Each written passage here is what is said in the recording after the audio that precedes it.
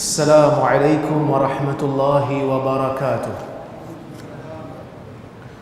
Alhamdulillah, nahmaduhu wa nasta'inuhu wa nastaghfiruh, wa na'udzu billahi min shururi anfusina wa min sayyiati a'malina. Man yahdihillahu fala mudilla lahu wa man yudlil fala hadiya lahu.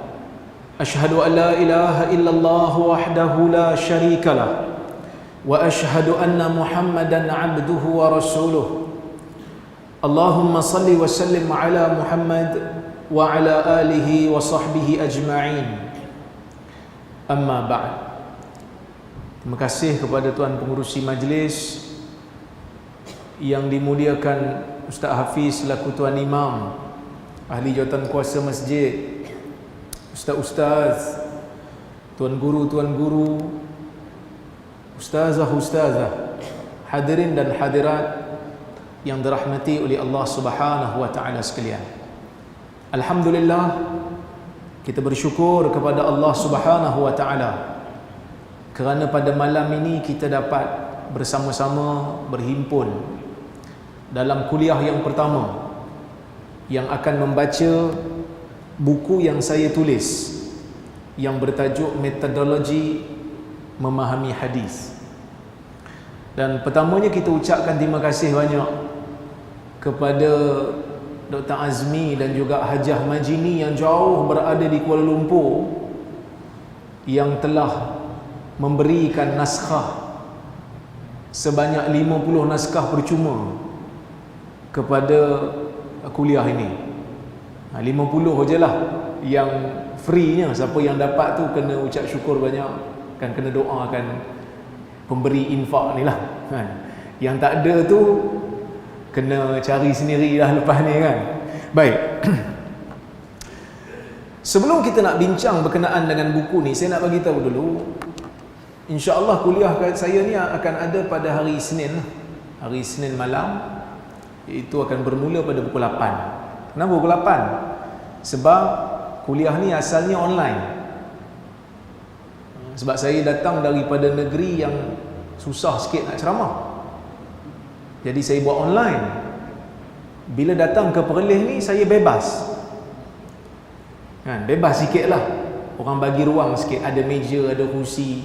Kalau tak, saya kena beli sendiri meja saya, kursi saya pun kena beli. Jadi kuliah ini diadakan secara hybrid lah. Fizikal pun ada, online pun ada. Jadi kita nak bagi kawan-kawan kita yang online tu masuk dalam kuliah dulu, barulah kita nak mula. Jadi sebab itu kita mula pukul 8 lah. Tapi tengok tadi nampak macam betul-betul cantik lah. Timing tu jemaah tak payah tunggu lama sangat. Sebab Perlis ni dia lambat sikit pada negeri apa, Kuala Lumpur dan Perak, dia lambat sikit waktu dia. Jadi alhamdulillah kita boleh mula. Baik. Metodologi memahami hadis. Ada orang pun kata, Ustaz, metodologi tu apa? Kan? Tiba-tiba duk bincang metodologi. Okey. Metodologi tu kaedah. Method, kaedah. Kan? Tu kenapa tak letak kaedah aja senang? Kan? Dalam bahasa akademik, metodologi tu lebih difahami dengan makna teknikal. Bila kita bincang metodologi, orang universiti dia tahu. Asalnya saya tulis buku ni memang untuk akademik lah. Sebab tu UPSI yang terjemah, UPSI yang cetak. Tapi saya tak sangka bila kita buka pre-order, sambutan tu menggalakkan lah. Setakat hari ni, setakat sekarang ni lah, lebih daripada 4,000 naskah dah orang beli dah. Alhamdulillah. Menunjukkan orang ambil berat juga pasal hadis. Tak faham pun metodologi tu apa, baca dulu, dia kata. Kan, baca dulu. Mana tahu tiba-tiba boleh faham. Jadi ramai juga yang minta pada saya. Dia kata, Ustaz, kita kena buat kuliah, bedah buku ni. InsyaAllah kita dah mulakan. Sebelum nak pergi kepada yang tu, kita kena faham dulu hadis ni apa dia. Kita kena bagi mukadimah sikit lah. Hadis ni tuan-tuan dan puan-puan rahmati Allah sekalian, dia ada makna bahasa dan dia ada makna istilah. Suara saya jelas ke? Ke dia bergaul? Okey. Bolehlah ya. Saya rasa macam gaung sikit mungkin sebab dia ada dum Dia suara masuk dia lantun balik. Baik. Hadis, dia ada makna bahasa, dia ada makna istilah. Kenapa ada makna bahasa, kenapa ada makna istilah? Kerana sebelum datang syariat Islam, orang Arab dah cakap Arab lah. Bila datang je syariat Islam, Islam mengambil beberapa perkataan yang tertentu dan diberikan makna yang khusus. Diberikan makna yang khusus untuk satu-satu istilah. Contohlah, salat sebelum daripada kedatangan Nabi Muhammad sallallahu alaihi wasallam, salat ni orang Arab faham doa. Orang Arab sebelum daripada datang syariat dia faham salat doa. Tapi bila mana Allah Azza wa Jal mensyariatkan salat dengan waktu yang khusus, dengan perbuatan yang khusus, maka salat itu telah menjadi satu istilah yang tidak seperti yang difahami oleh orang Arab sebelum daripada datangnya syariat Islam. Dia macam keluarga Malaysia. Perkataan keluarga kan kita dah guna, Malaysia pun kita dah guna. Tapi bila datang Perdana Menteri baru ni, dia ambil dua-dua perkataan tu, dia letak satu makna yang khusus. Keluarga Malaysia ni gagasan politik dia. Dia bukan makna yang kita faham sebelum ni. Sekali orang faham keluarga Malaysia, sejak bila aku kahwin dengan dia? Sejak bila dia jadi saudara aku? Tak, ini satu istilah yang tak difahami, yang punya makna yang khusus. Bukan seperti mana yang kita faham secara literal sebelum daripada datangnya dia. Bila kita sebut makna hadis, hadis ni pada bahasa ada dua makna.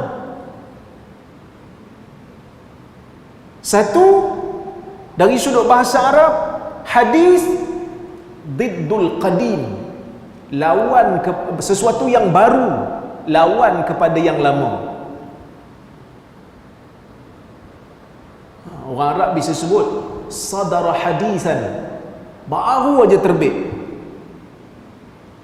Hadisu ahdin bisyirik, kan dalam hadis Nabi SAW menyebutkan kepada Aisyah, laula anna qaumaki hadisu ahdin bisyirk, kalau tidak kaum kamu wahai Aisyah baru saja terlepas daripada syirik, lahadamtul Ka'bah wa banaituha ala qawaid Ismail, ataupun qawaid Ibrahim, atau kama yang mana aku akan robohkan Kaabah dan bina semula mengikut binaan Nabi Allah Ibrahim.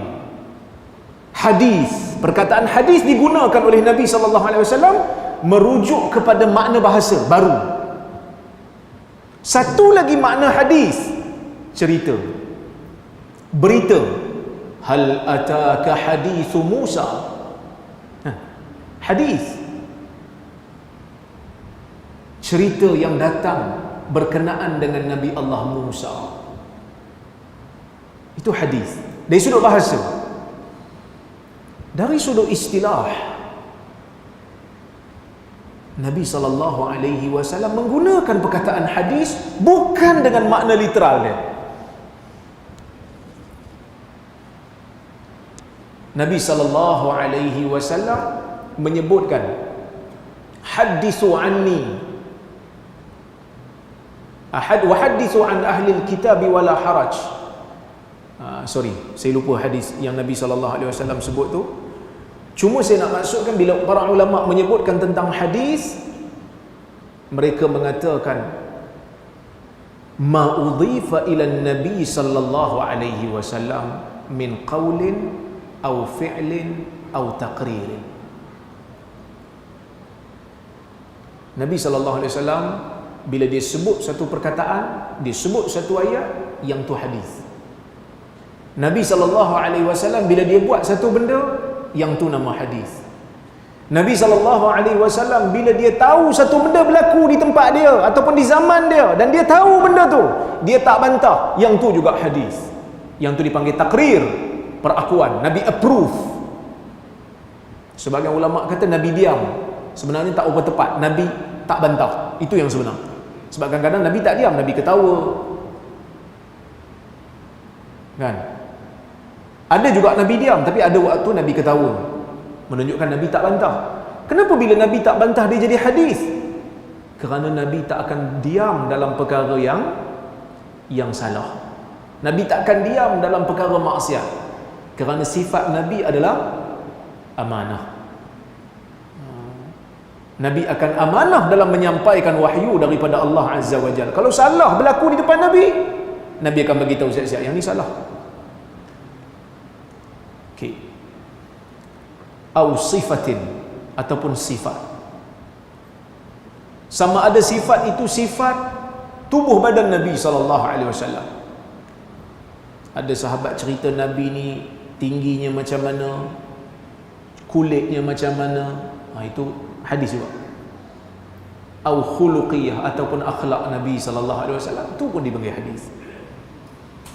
Jadi apa perkaitan di antara makna bahasa dengan makna istilah?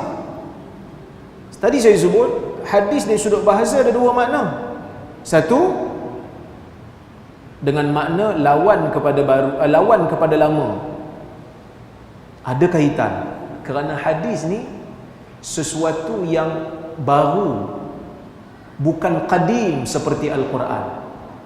Al-Quran kan kalam Allah yang qadim, manakala hadis wahyu juga, tetapi perkataan itu diucapkan oleh Nabi sallallahu alaihi wasallam. Maka sebab itu para ulama, antaranya Sufyan Ats-Tsauri, dia kata apa? Dia kata al-malaika hurrasus sama wa ahlul hadis hurrasul ard. Malaikat jaga wahyu di langit, iaitu Quran di Lauh Mahfuz, manakala ahlul hadis, ulama-ulama hadis, menjaga wahyu di bumi, iaitu menjaga perkataan Nabi sallallahu alaihi wasallam, pelihara perbuatan Nabi sallallahu alaihi wasallam, pelihara perakuan dan semua riwayat yang berkaitan dengan Nabi sallallahu alaihi wasallam. Cuma bila kita kata ma'udhifa ila Nabi, hadis ialah sesuatu yang disandarkan kepada Nabi. Maksudnya hadis ni apa yang orang sandar kat Nabi. Boleh jadi sandaran itu betul, boleh jadi sandaran itu lemah, boleh jadi sandaran itu bohong. Maka sebab itu kita ada dengar hadis sahih bila mana sandarannya betul. Bila yang bawa berita itu lemah, ingatan tak berapa nak kuat, ataupun orang yang tak dikenali, ataupun ada di tengah-tengahnya terputus sanad, tak tahu siapa, maka riwayat itu, hadis itu kita panggil dhaif. Belum pasti, 50-50. Boleh jadi Nabi sebut, boleh jadi Nabi tak sebut. Kena tunggu apa bukti yang mengatakan ini betul daripada Nabi sallallahu alaihi wasallam. Ada lagi satu, orang sandar dekat Nabi secara bohong, yang tu kita panggil sebagai hadis palsu. Mungkin ada yang tanya, dia kata, ustaz, kalau dah bohong, bila bohong bukan hadis, kalau bukan hadis pasal apa panggil hadis? Jadi tak perlulah panggil hadis palsu, panggil khabar palsu. Kita kata kita panggil hadis palsu sebab ada orang yang dakwa ia hadis. Ada yang dakwa itu hadis, maka kita kata ya hadis tapi palsu lah. Seperti mana duit palsu. Duit palsu duit ke bukan? Duit palsu duit ke bukan? Bukan duit kan? Tapi kita panggil duit palsu sebab ada orang anggap duit, ada orang dakwa itu duit, tapi dakwaan itu palsu. Kan? Saya banyak jugalah cerita pasal hadis palsu ni, banyaklah dalam pengalaman saya. Bahkan saya jadi sedikit dikenali pun sebab banyak menulis tentang hadis palsu yang tersebar di media sosial. Dia ramai orang kenal. Dia orang duk bantah saya, hadis palsu pun hadis juga. Yang penting pengajaran tu, dia kata. Yang penting pengajaran, dia kata. Bukan penting sangat palsu tak palsu ni. Siapa yang cakap tu? Kadang-kadang ustaz juga yang cakap. Tuan-tuan, dia kata yang penting pengajaran ni, depa yang muda-muda ni tak payah dok percayalah. Sikit-sikit palsu, sikit-sikit palsu. Kalau palsu pun so what? Yang penting pengajaran. Cuba tuan-tuan, AJK Masjid lepas kuliah bagi dia duit palsu. Salam ustaz, terima kasih ustaz kuliah. Keluar duit Saidina. Duit juta rial. Minggu depan dia mari, ji, rasa silap bagi minggu lepas. Kuliah bagi duit palsu je. Duit juga.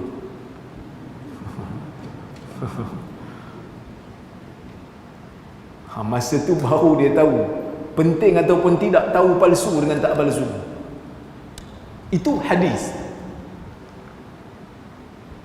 Dia ada satu lagi dalam perkara yang berkaitan dengan hadis ni yang kita panggil sebagai ulumul hadis. Ilmu hadis, the science of hadis. Hadis satu benda, the science of hadis satu benda yang lain. Apa itu science of hadis? Kata Ibn Hajar, dia kata al-ilmu bil qawaid allati yu'rafu biha ahwalus sanad wal matan. Sebagian ulama sebut, dia kata al-ilmu bil qawaid wal usul allati yu'rafu biha ahwalur rawi wal marwi. Apa maksud dia? Bila kita kata ilmu hadis, ilmu hadis ni apa dia?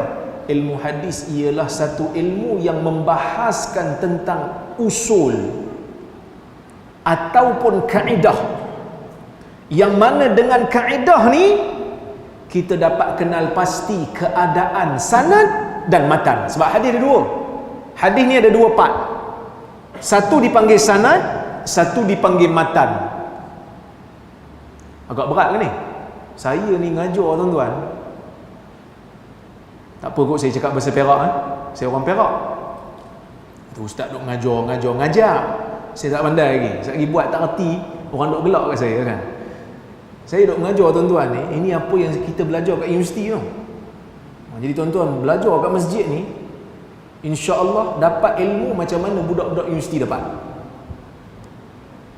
Insya-Allah. Saya tak downgrade, orang boleh faham insya-Allah. Pelan-pelan, saya akan pergi pelan-pelan. Hadis ada sanad dan matan. Apa itu sanad? Sanad itu salah silah perawi. Sebab kita kan tak pernah jumpa Nabi. Tapi Allah Ta'ala wajibkan kita ikut Nabi.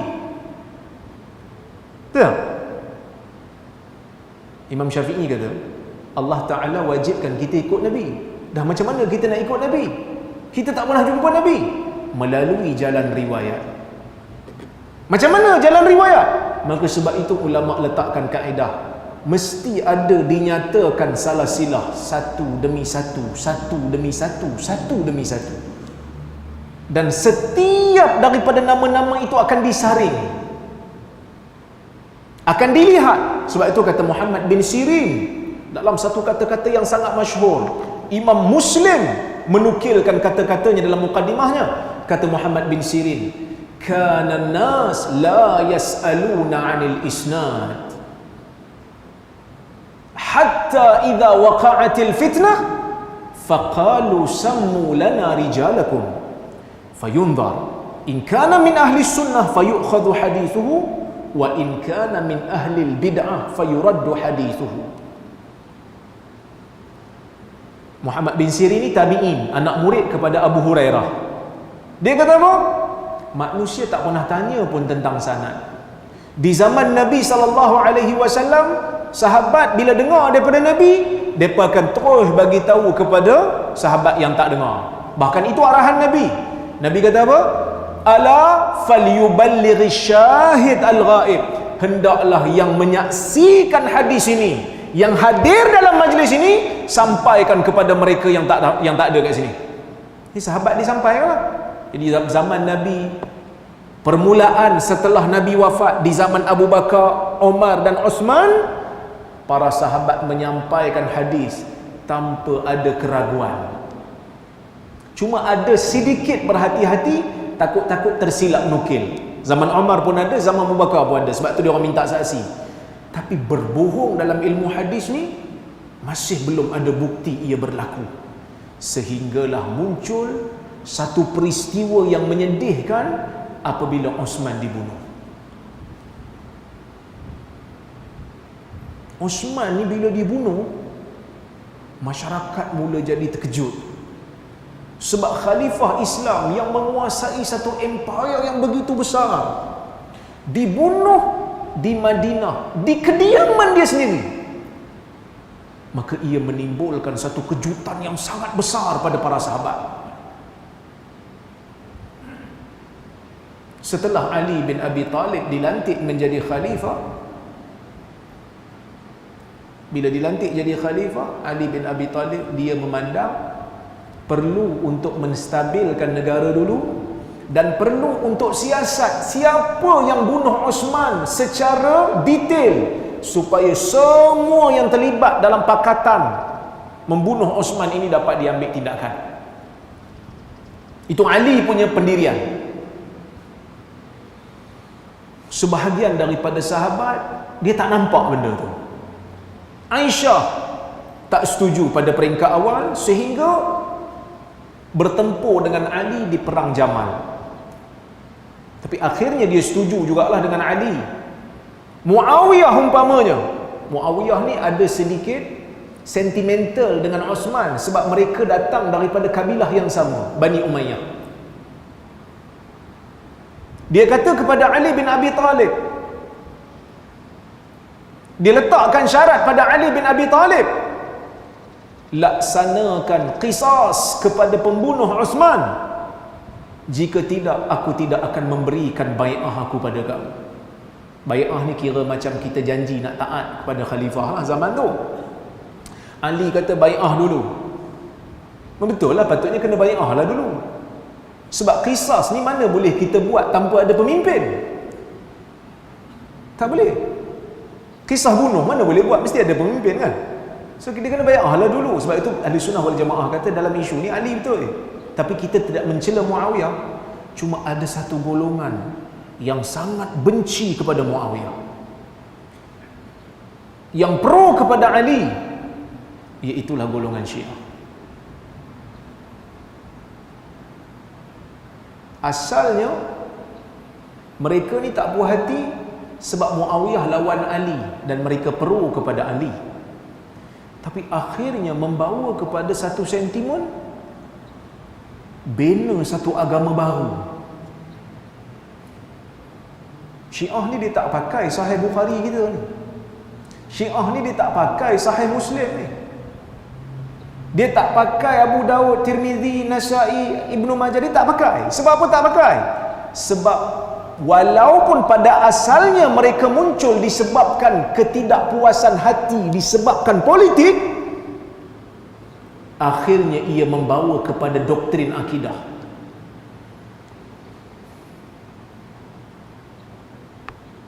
Sehingga mereka kata Ali patut jadi khalifah, bukannya Abu Bakar, bukannya Umar, bukannya Osman. Lantikan kepada Ali itu adalah lantikan yang datang daripada Allah. Macam mana Allah Ta'ala lantik Nabi, macam itulah Allah Ta'ala lantik Ali dan keturunan dia, 12 imam tu.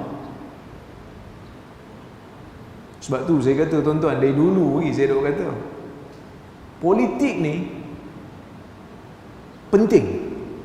Politik penting kan, kerana politik menentukan dasar, menentukan polisi. Tapi politik perlu tunduk kepada nas agama, bukan agama tunduk pada orang politik.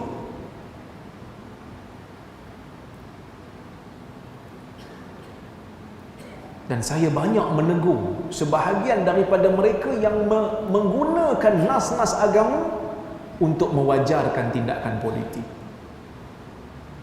Bukan kita marah orang politik guna nas agama kalau dia guna cara betul, okey. Tapi masalahnya bila guna cara tak betul ini, kita rasa macam tak selesa. Tanggungjawab kita untuk bagi tahu. Sebab nanti kita bimbang, dia akan membentuk satu akidah seperti mana golongan Syiah. Kan? Apa yang disebutkan oleh pemimpin mereka umpamanya dibacakan ayat Quran, akan dianggap inilah satu-satunya tafsiran. Siapa yang tak setuju dengan tafsiran ni, musuh agama. Kita tak mahu macam tu. Sedangkan tafsiran tu boleh kita berbeza lagi. Nampak? Dulu kita pernah buat satu wacana. Dulu saya presiden NGO juga, Pertubuhan Kebajikan IQ. Kita buat politik ni akidah ke fiqh. Masa tu teruk saya kena bila saya kata politik tu bukan akidah, politik tu fiqh. Teruk saya kena. Dia kata apa benda ni, politik tu akidah lah. Kalau akidah dia tak akan berubah. Akidah mana berubah? Tapi sekarang politik berubah tak? Berubah. Kita pangkah lain, yang jadi kerajaan lain. Contoh jangan tanya saya pangkah apa. Cuma ada orang kata dulu saya pangkah lain, yang menang lain, yang jadi kerajaan orang lain. Dulu pakatan lain, sekarang pakatan lain. Dulu kem lain, sekarang dah kem lain. Kita pun pening. Kerana itulah sifat politik. Ijtihadi kebanyakannya. Ijtihad. Kita rakyat tengok lah. Mana satu yang kita rasa sesuai, yang kita rasa betul. Ya, ni betul tafsiran ni. Kita follow. Tapi janganlah sampai kafir mengkafir. Kan? Ini yang kita tak mahu. Kerana telah berlaku awal dulu golongan Syiah yang berbeza asalnya dari sebab politik, tapi akhirnya membentuk satu akidah yang baru. Dan sebahagian daripada golongan Syiah yang awal ni, mereka nak cari pengaruh. Yalah kan, bila kita dah buat satu gerakan, kita kena ada pengaruh lah. Jadi mereka tengok Quran dah ada dalam mushaf, tak boleh nak tambah, tak boleh nak kurang. So mereka tengok hadis. Oh, hadis ni banyak lagi yang masih diriwayatkan daripada mulut ke mulut. Maka mereka kata ini ruang untuk kita cipta hadis dan sandarkan kepada Nabi sallallahu alaihi wasallam. Maka sebahagian daripada golongan Syiah memalsukan hadis dan menyandarkannya kepada Nabi sallallahu alaihi wasallam. Sehingga Imam Syafi'i kata, aku tak pernah tengok ahli bid'ah yang kuat menipu melebihi golongan Syiah. Tak ada. Golongan Syiah lah paling kuat menipu. Paling kuat reka hadis golongan Syiah lah, dia kata dalam bab agama ni. Sehingga mereka mencipta satu hadis, man lam yaqul inna aliyan khairul bashar faqad kafar. Sesiapa yang tidak mengatakan Ali sebaik-baik manusia, maka dia kafir. Ini hadis palsu. Maka para ulama meletakkan kaedah, bila nak baca hadis kena letak sanad. Bila nak baca hadis kena letak sanad. Sebab tu Muhammad bin Sirin kata, sammu lana rijalakum, namakan kepada kami perawi-perawi kamu. Bagi tahu siapa yang bagi tahu kat awak benda ni. Siapa yang bagi tahu kat awak ni daripada Nabi sallallahu alaihi wasallam. Ada seorang pemuda nama dia Bushair al-Adawi. Dia baca kepada Ibnu Abbas radhiyallahu anhu, radhiyallahu anhuma, Ibnu Abbas, kerana bapaknya pun sahabat Nabi,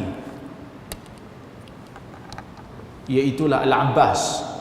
Ibnu Abbas ni dibacakan kepada dia oleh Bushair hadis. Qala an-nabi sallallahu alaihi wasallam, faja'ala Ibnu Abbas lam ya'dhan li hadithi. Ibnu Abbas tak dengar pun hadis, dia buat tak erti. Bushair ni dia marah, dia kata, ya Ibnu Abbas, uhaddithuka bihadithin min Rasulillah sallallahu alaihi wasallam wa anta la tasma'.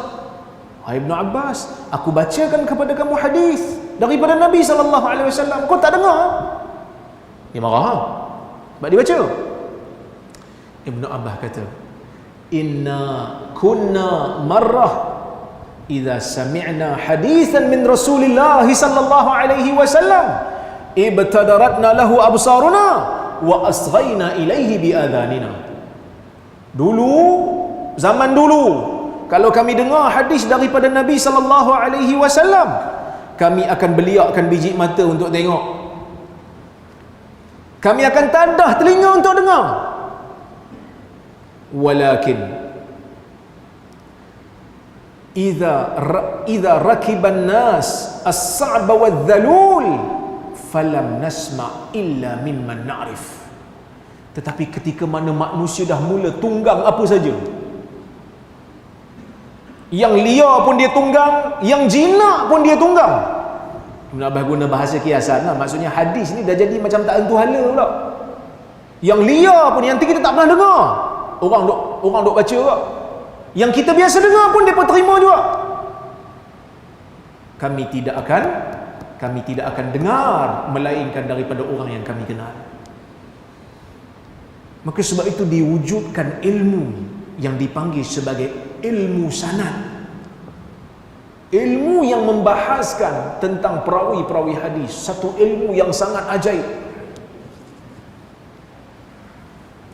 Tuan-tuan, ilmu ni ajaib.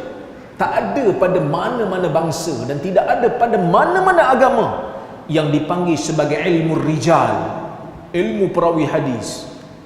Tuan-tuan buka kitab tarikh Baghdad, tuan-tuan buka kitab tarikh Dimashq, tuan-tuan buka kitab Al-Jarh wa Ta'dil, tuan-tuan buka kitab Mizan I'tidal. Semua kitab-kitab yang tebal ini, mereka ulama-ulama hadis ni tulis berkenaan dengan perawi hadis. Kalau tarikh Baghdad tu, Al-Khatib Baghdadi kumpulkan semua perawi-perawi yang pernah duduk di Baghdad dan masuk ke Baghdad. Nama dia, nama bapa dia, nama tok dia, nama moyang dia, nama keluarga dia, mana negara dia pernah masuk, bila dia meninggal, bila dia lahir, guru dia siapa, anak murid dia siapa, hadis dia apa, dan apa komentar ulama terhadap dia. Ajaib. Satu ilmu yang sangat-sangat ajaib. Saya bila baca kitab-kitab yang ulama ni tulis, tuan-tuan, saya kata subhanallah, ini satu ilmu yang kalau kita hidup di zaman tu, kita pun tak mampu nak buat macam tu. Sebab tu Yahya bin Ma'in ni kawan dengan Imam Ahmad bin Hanbal. Selalu musafir sama-sama, belajar hadis sama-sama, dengar hadis sama-sama. Dia ni masa bapa dia meninggal, bapa dia tinggal kat dia pusaka juta, saya tak ingat, 1 juta ke 2 juta dirham.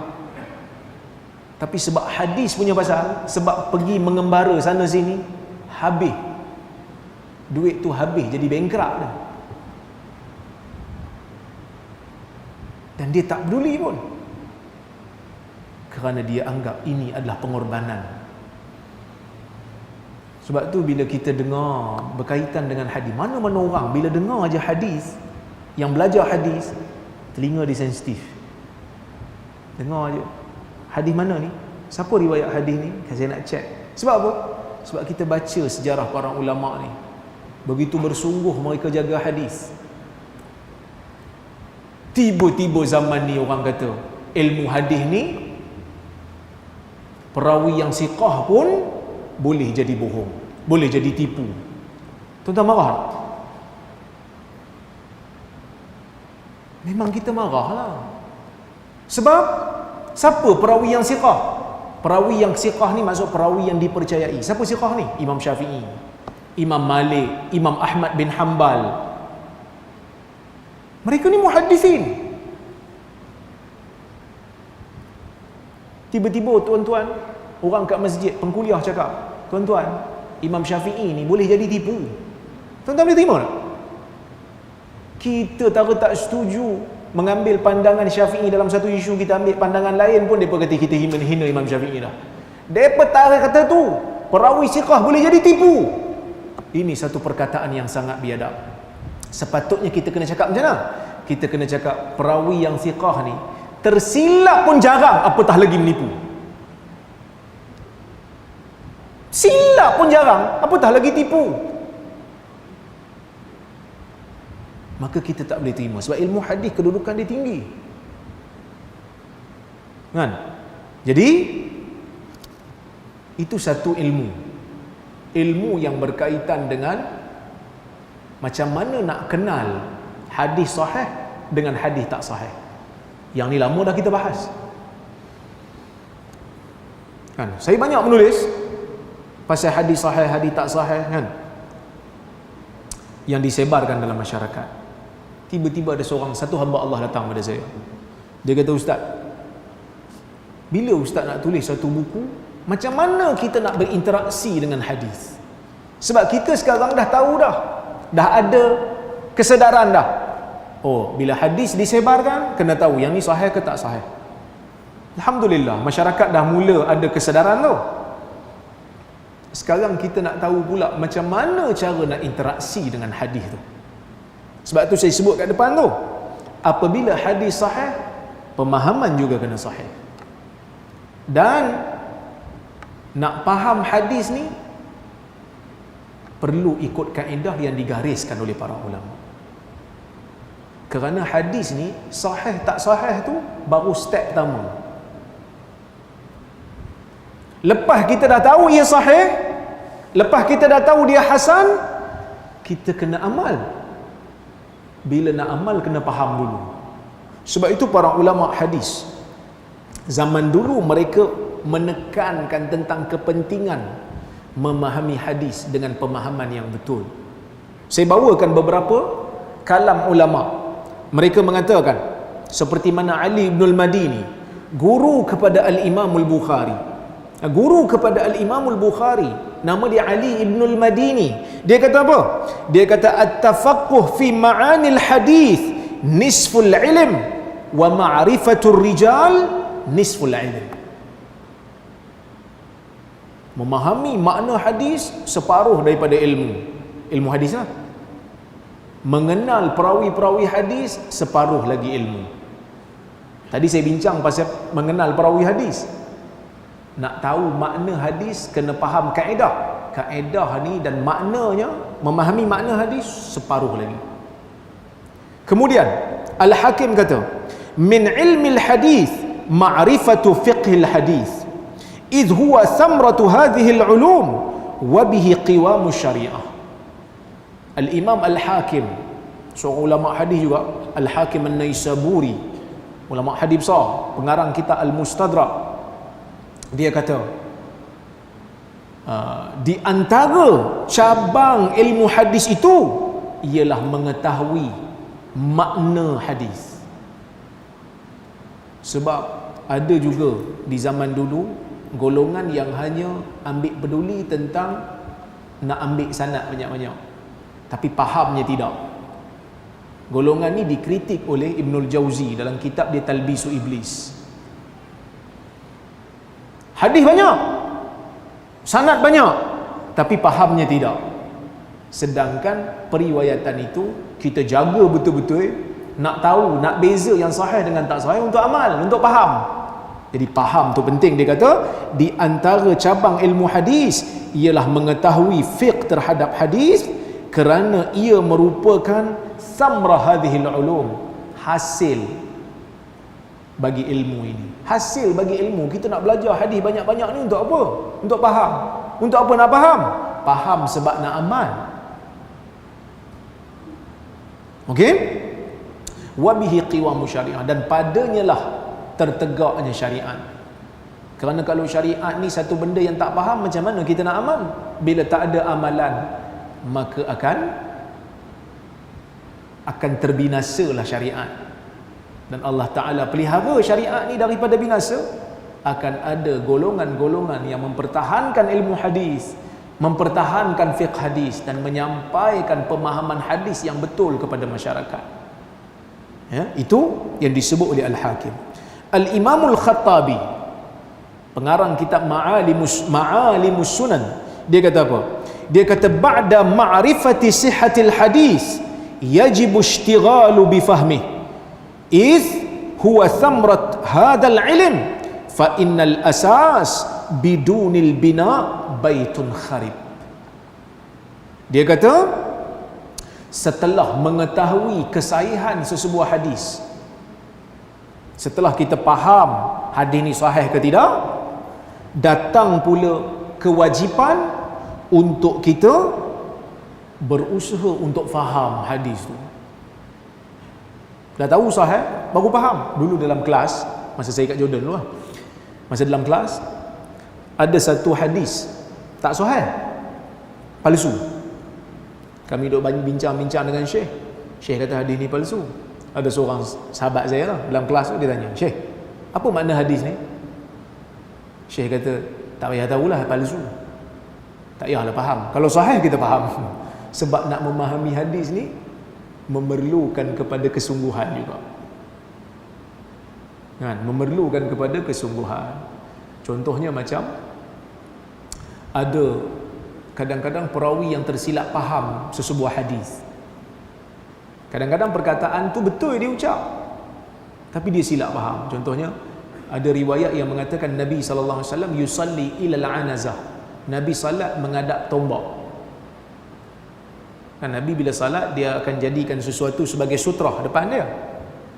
Ada kabilah nama Anazah, dia kata Nabi salat menghadap kabilah kami. Dia tersilap faham. Azan apa? Okey, kita bagi azan dulu lah.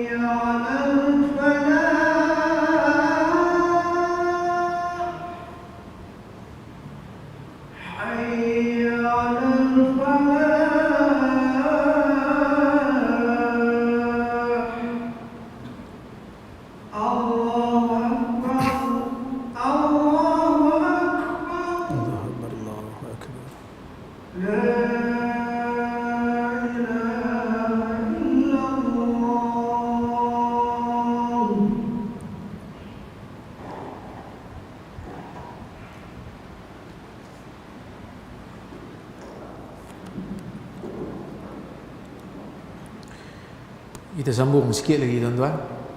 Ni tak masuk lagi buku ni. Saya baru bagi mukadimah. Kan, sekali bila masuk benda-benda ni tak bagi mukadimah dulu, lagilah pening. Kan? Jadi saya tak mau pening tu berlaku. Jadi saya bagi tahu mukadimah dulu, di mana kedudukan ilmu hadis. Hadis tu apa? Sekali bila dah hujung, dah sampai muka surat yang paling hujung, dia tanya, "Ustaz, hadis tu apa?" Kacau. Ustaz duk cerita pasal hadis ni. Hadis tu apa? Kacau. Saya tak mau. Saya tak naklah macam tu berlaku. Jadi saya bagi tahu awal-awal supaya tuan-tuan tahu kedudukan ilmu hadis. Sebab kadang-kadang dia kata, ustaz, yang ni ilmu berkenaan dengan metodologi, yang sahih dengan tak sahih tu apa pula? Yang tu step awal, first step, nak tahu berkenaan dengan hadis ni sahih tak sahih, dan baru kita nak faham. Sekarang ni step yang kedua, masuk dua kaki, dah tahu sahih, dah tahu hasan, kita nak amal. Nak amal kena faham dulu. Okey, baik.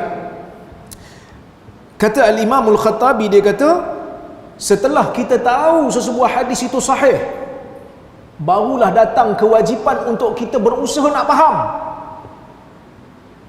Kerana dia kata inilah hasil daripada kita duk mengaji hadis banyak-banyak ni, sebab kita nak faham untuk amal.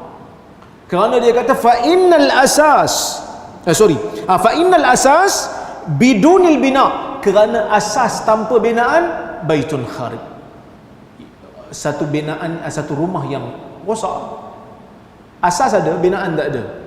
Kita dah bincang pasal asas, sahih ke tak sahih, nak bina amalan tak ada. So dia tak akan jadi satu ilmu yang bermanfaat. Ya, dia akan berlaku satu ilmu yang bermanfaat. Ibnu Hajar mengatakan, fal haq anna kullan minhuma fi ilmi al-hadith muhim la rujhana li ahadihima 'ala al-akhar. Ibn Hajar dia mengatakan, sebenarnya dia tengah bahas mana satu ilmu yang penting.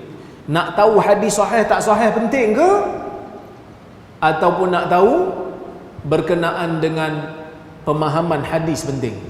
Ibn Hajar kata yang sebenarnya kedua-duanya penting. La rujhana ahaduhuma 'ala al-akhar atau li ahadihima 'ala al-akhar. Tidak ada yang lebih daripada yang lain. Nak tahu sahih tak sahih pun penting, nak faham dia pun penting. Okey.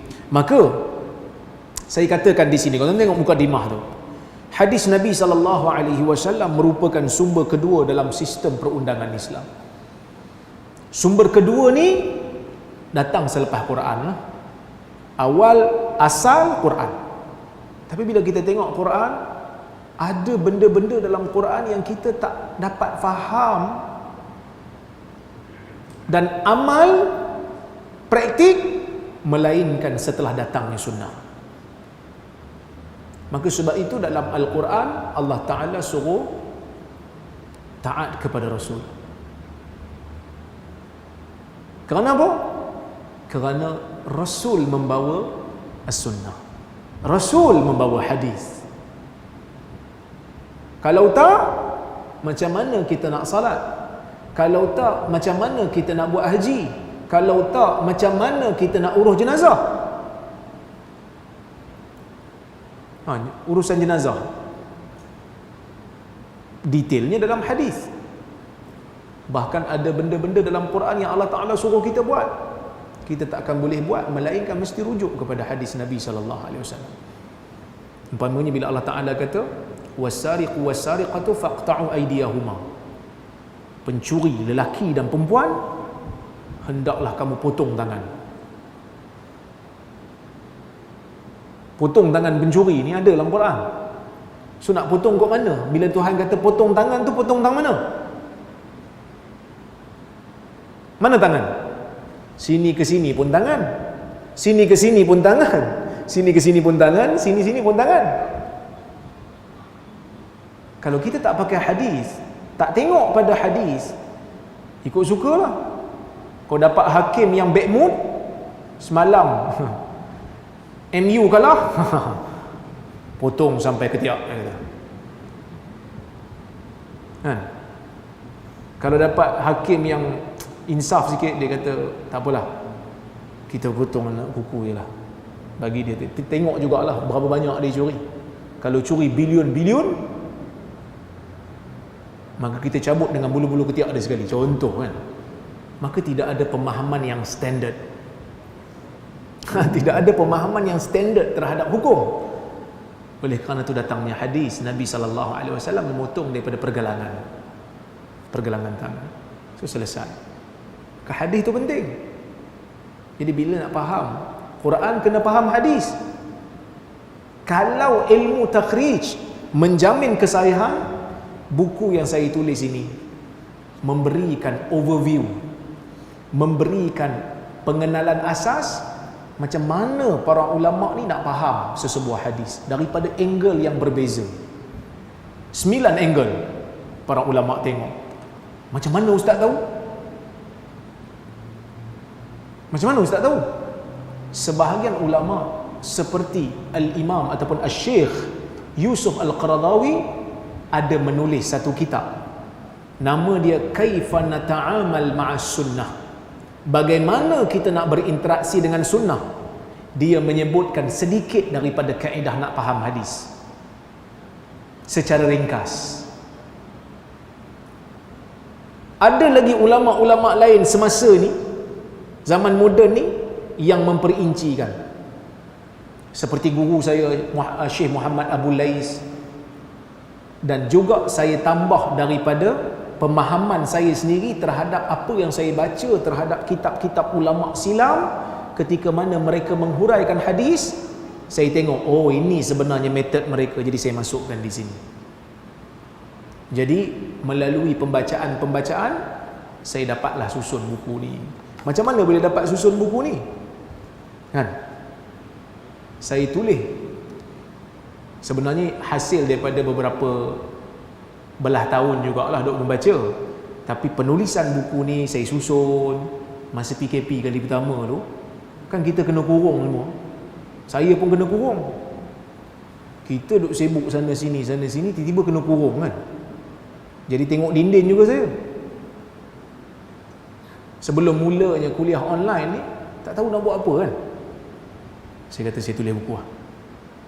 Jadi bila tulis buku, siap buku ni ditulis pada bulan 5 2020, melalui proses semakan demi semakan Januari 2022 baru keluar.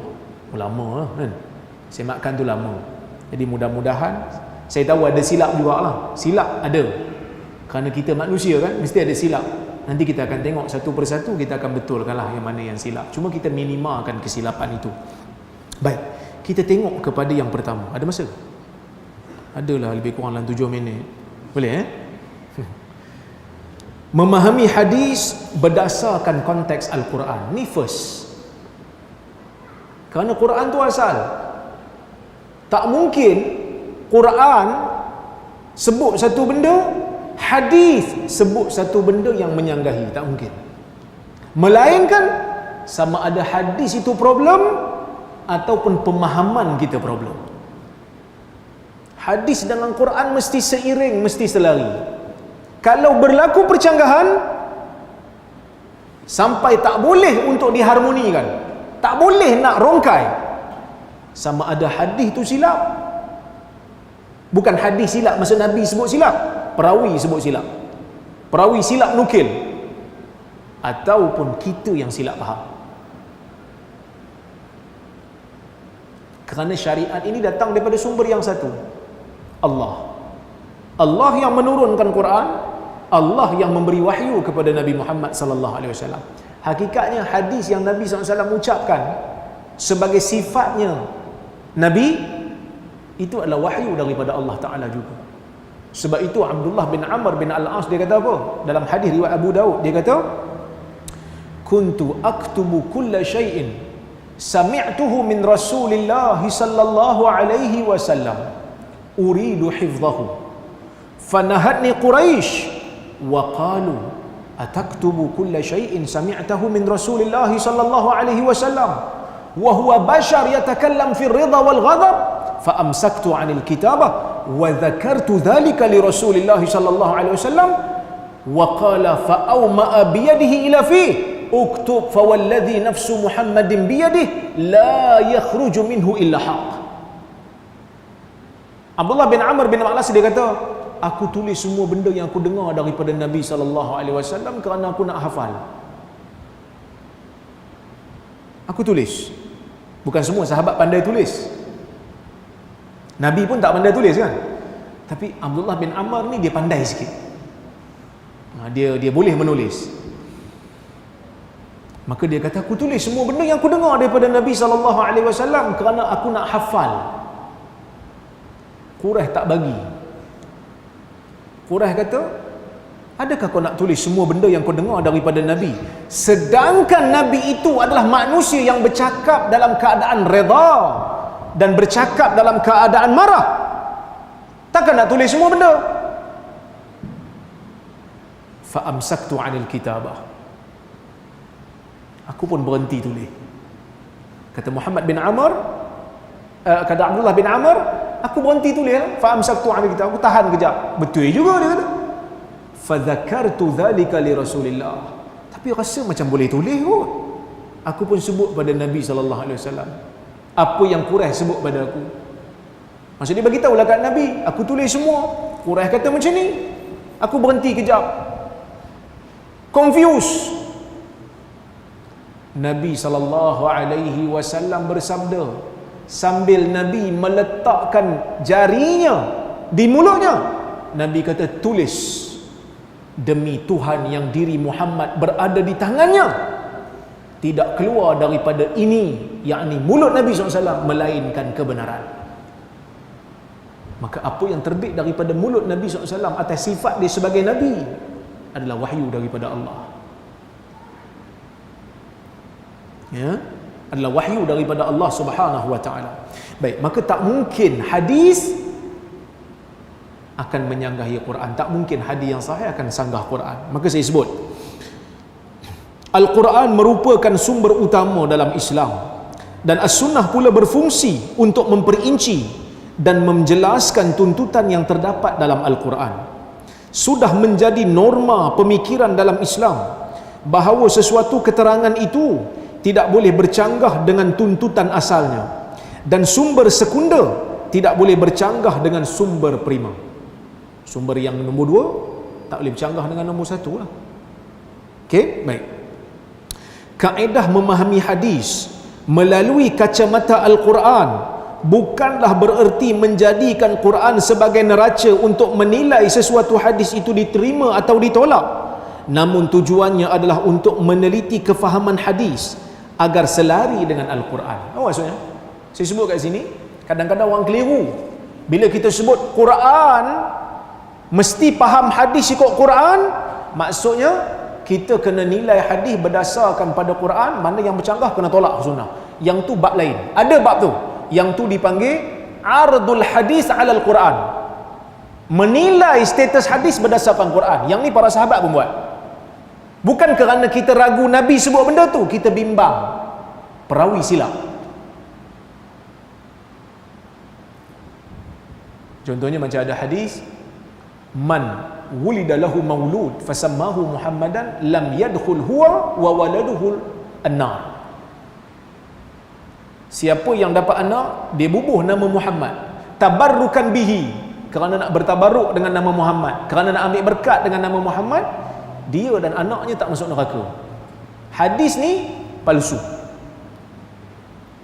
Sebab bercanggah dengan Quran. Kerana Quran bukan kata nama penentu syurga. Quran kata amalan. Yang tu bab lain. Jangan keliru. Kita bukan nak nilai hadis berdasarkan Quran. Kita bukan nak menentukan kesahihan hadis berdasarkan Quran. Tak. Yang ni nak faham hadis yang sahih selari dengan makna Quran. Lepas tu saya kata, oleh itu saya kata, jika seseorang mahu menolak sesebuah hadis kerana ia bercanggah dengan Quran, maka itu termasuk dalam bab yang lain. Apa yang ingin dibincangkan di sini ialah kaedah memahami hadis berdasarkan ayat Al-Quran. Kebiasaannya para ilmuwan membincangkan peranan As-Sunnah terhadap Al-Quran dari sudut As-Sunnah mengandungi penjelasan lanjut dan perincian terhadap Al-Quran. Namun di kesempatan ini, hal itu tidak akan dihuraikan kerana penjelasan terhadapnya telah pun memadai dalam rujukan sebelum ini. Nak bincang peranan Sunnah menjelaskan Quran ni banyak dah orang tulis. Berlambak dah orang tulis. Jadi benda tu difahami. Mungkin tuan-tuan biasa dengar dalam kuliah-kuliah. Tapi yang ni, kita nak faham hadis selari dengan Quran. Okey, kita tengok kaedah. Kita tak baca semua, kita tengok kaedah. Kaedah asas dalam memahami hadis berdasarkan konteks Al-Quran. Pada dasarnya, setiap penuntut ilmu syar'i sudah memahami kebanyakan hadis Nabi SAW kerana sudah jelas maknanya. Maksudnya kebanyakan hadis ni kita faham dah. Orang yang belajar ilmu agama, dia faham hadis Nabi tak ada keraguan kerana tak bercanggah Quran dengan hadis ni. Namun tidak dinafikan bahawa terdapat sebilangan kecil sahaja daripada hadis Nabi SAW yang perlu dilakukan penelitian. Hadis-hadis yang jelas maknanya bahkan selari dengan zahir Al-Quran tidak perlu lagi dilakukan penelitian lanjut terhadap maknanya secara umum. Namun hadis-hadis yang maknanya kabur atau secara zahir hadis itu nampak macam bercanggah, maka kita kena buat penelitian sebelum kita nak tolak. Takut-takut kita tolak benda yang sahih kerana kita tak faham betul. Okey? Contoh makna hadis yang bercanggah dengan nas Al-Quran. Ada hadis yang zahir nampak bercanggah dengan Quran. Contoh, Nabi SAW ada sebut dalam sebuah hadis riwayat Ibnu Umar. Kata Ibnu Umar, nahan Nabi sallallahu alaihi wasallam 'anil nadhar wa qala innahu la yaruddu syai'a wa innama yustakhraju bihi minal bakhil. Ya, hadis riwayat al-Imam al-Bukhari. Ibnu Umar kata Nabi sallallahu alaihi wasallam melarang daripada melakukan nazar. Tahu nazar? Nazar kita biasa dengar lah kan,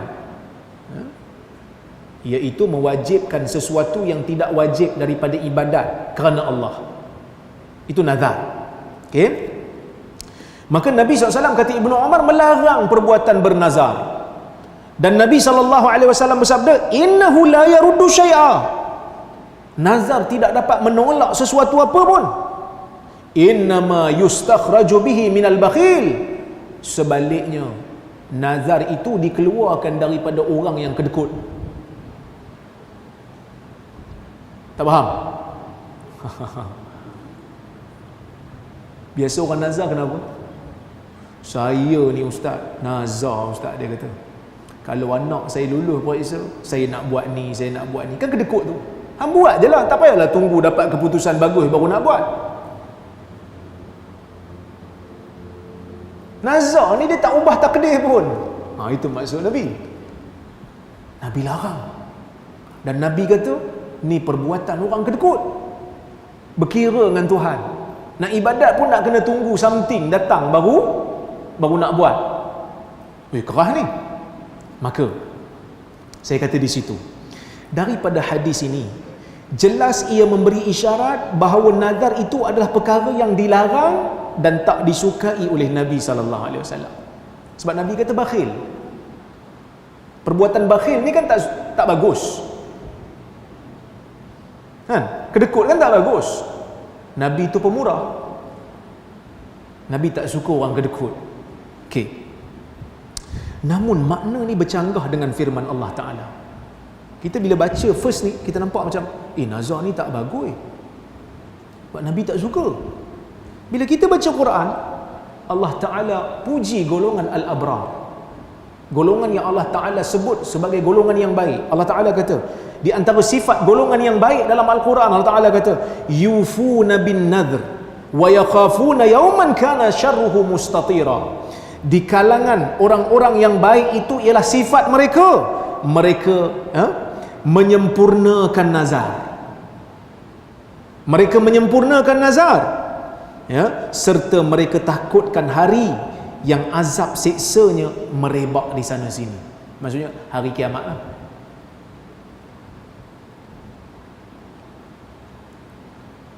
Quran puji orang yang bayar nazar.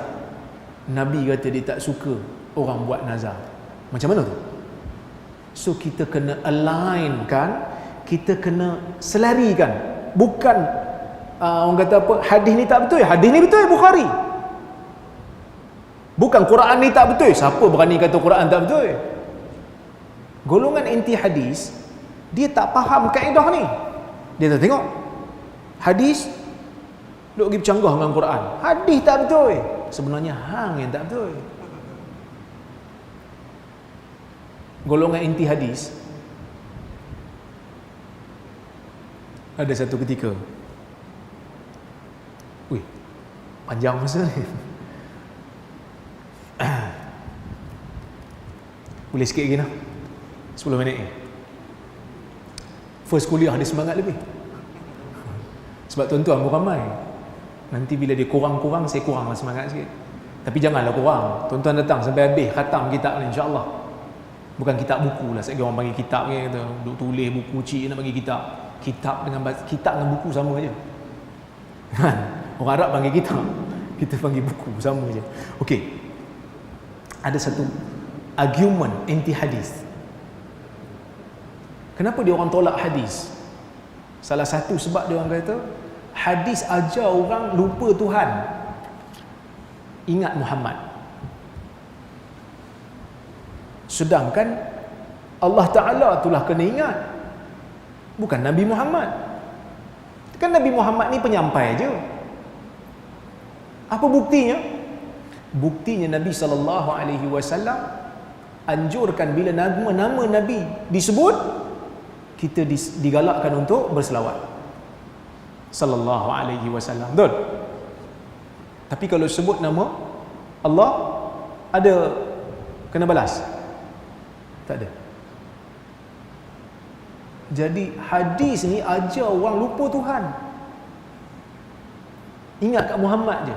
Bila sebut nama Muhammad sallallahu alaihi wasallam, agak-agak macam mana nak jawab?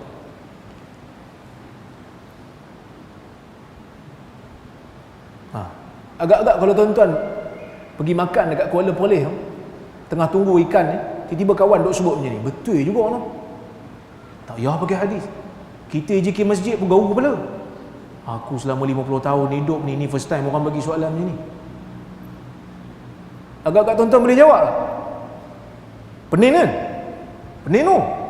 Betul juga, kita duk buat tu. Sebenarnya tak betul tu. Mana pula hadis pergi ajar kita lupa Tuhan? Orang yang cakap macam ni adalah orang yang memang tak ada buat ibadat. Kita bangun pagi, apa yang kita baca? Doa bangun tidur, betul? Doa bangun tidur puji siapa? Puji Tuhan. Lepas tu masuk toilet, sebelum masuk toilet kita baca doa apa? Allahumma inni a'udzubika minal khubuthi wal khaba'ith. Minta pada siapa? Minta pada Tuhan. Keluar daripada toilet, ghufranak, keampunanmu wahai Tuhan. Minta pada siapa? Minta pada Tuhan. Kemudian pergi salat subuh. Salat subuh, Allahu Akbar. Azan subuh dulu, Allahu Akbar. Lepas tu iqamah. Semua puji Tuhan. Kita pun angkat takbir Allahu Akbar, Allah Maha Besar. Baca Fatihah, baca surah. Rukuk pun baca Subhana Rabbiyal Azim. Maha suci Tuhan yang Maha Agung. Sami'allahu liman hamidah. Allah mendengar, yakni Allah menerima pujian orang yang memuji Allah. Dalam solat penuh pujian pada Allah. Siapa yang ajar ni? Hadis Nabi sallallahu alaihi wasallam ajar.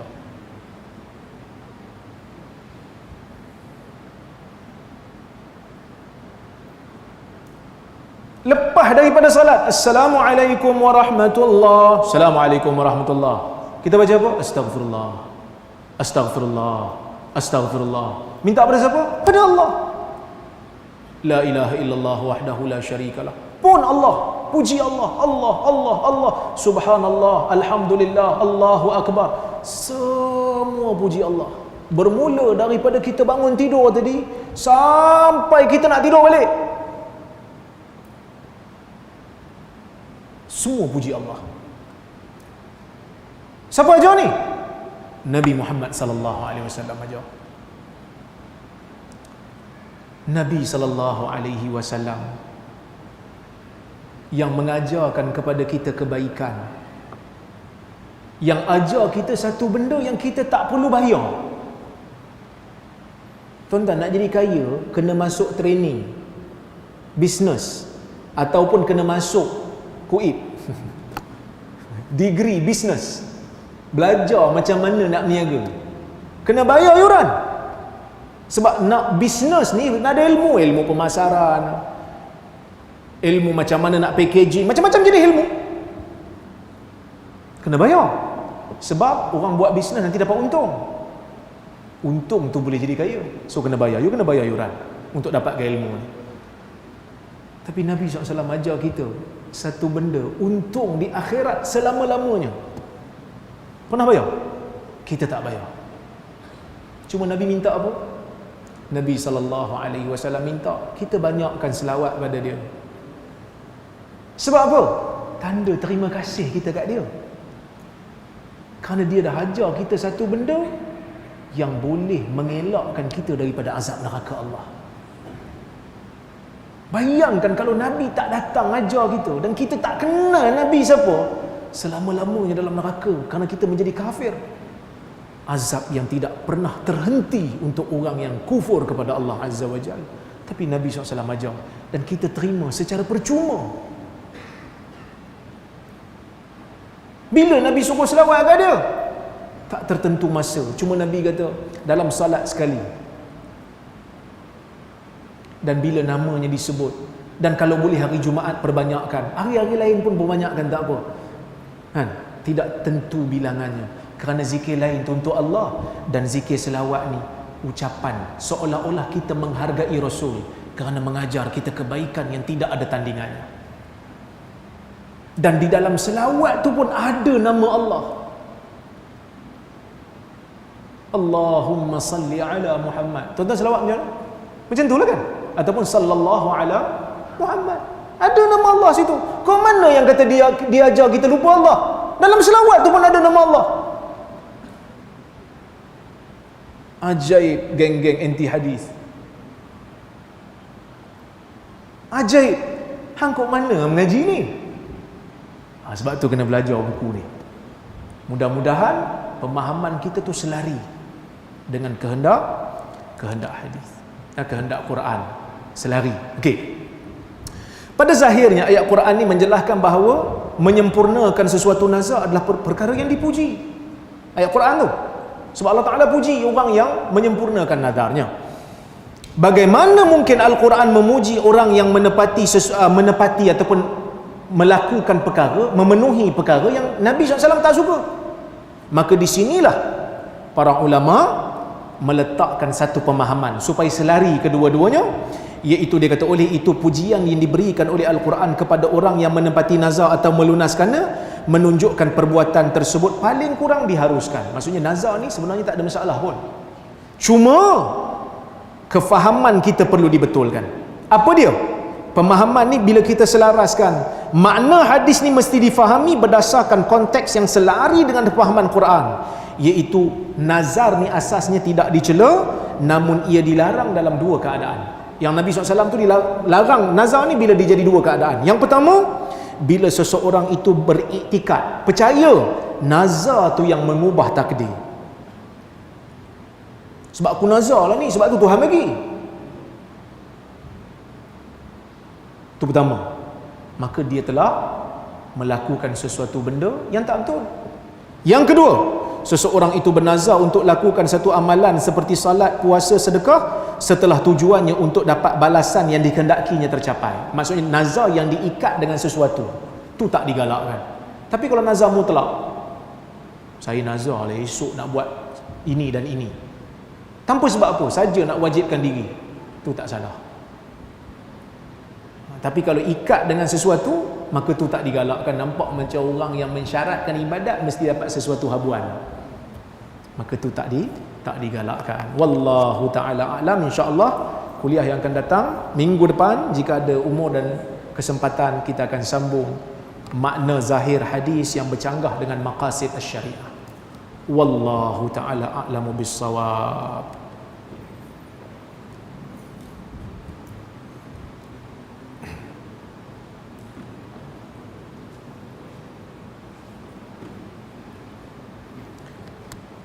So insyaAllah, tuan-tuan, ada soalan? Tak ada? Kita pun dah lewat dah, 15 minit saya lewat. InsyaAllah kita berhenti di sini dulu. Saya mohon maaf kalau ada terkasar bahasa tersilap kata. Terima kasih kepada pengurusi masjid, terima kasih kepada semua AJK masjid yang menganjurkan kuliah kita pada hari ini. Terima kasih kepada Global Ihsan yang juga menganjurkan program ini ataupun majlis ini di online. Kita doakan mudah-mudahan Allah Ta'ala berkati kita semua. Aqulu qawli hadha wa astaghfirullahal azim li wa lakum. Wassalamu alaikum warahmatullahi wabarakatuh.